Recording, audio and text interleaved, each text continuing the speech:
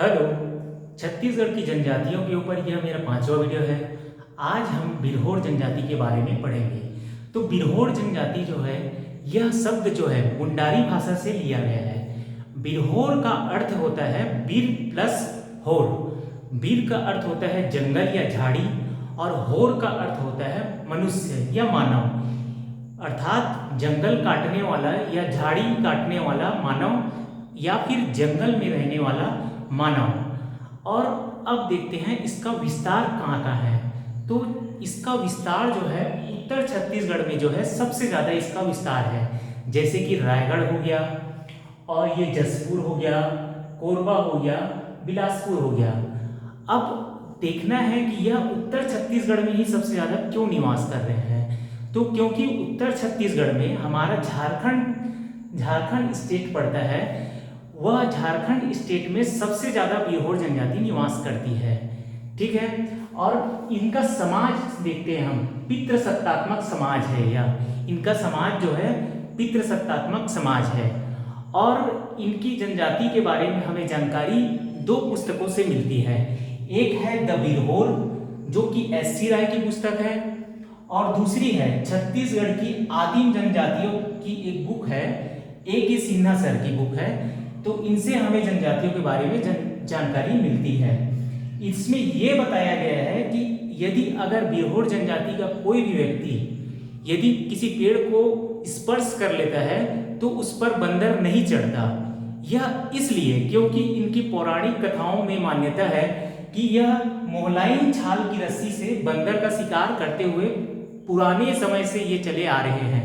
इसीलिए इनकी जनजाति में बंदरों का और मोहलाइन छाल की रस्सी का बहुत ही महत्वपूर्ण योगदान है। और यह अपनी बुक में बेरू पर्वत में रहने वाले पूर्वज भी कहते थे बिरहोर जनजाति को।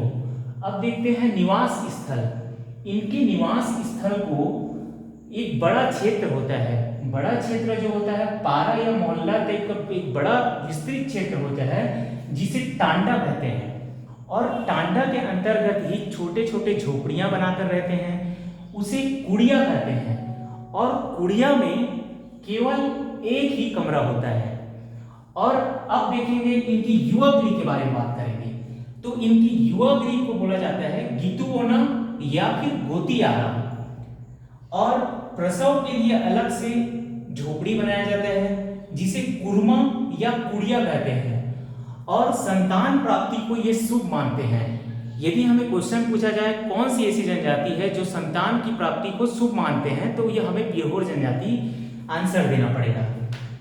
और अब इनकी जनसंख्या देखेंगे।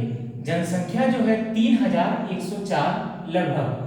छत्तीसगढ़ में सबसे कम जनसंख्या वाली जनजाति जो है बिरहोर जनजाति है। और पिछले क्लास में हम पढ़ चुके हैं कि सबसे अधिक जनसंख्या वाली जनजाति कौन सी है, तो वह है बैगा जनजाति है। अब लिंगानुपात देखते हैं। लिंगानुपात 1034, 1000 पुरुषों में 1034 महिला।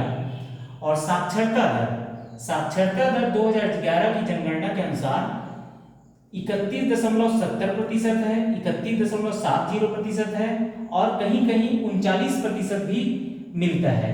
ये दोनों जो है मैंने ग्रंथ अकादमी की बुक से उठाया है।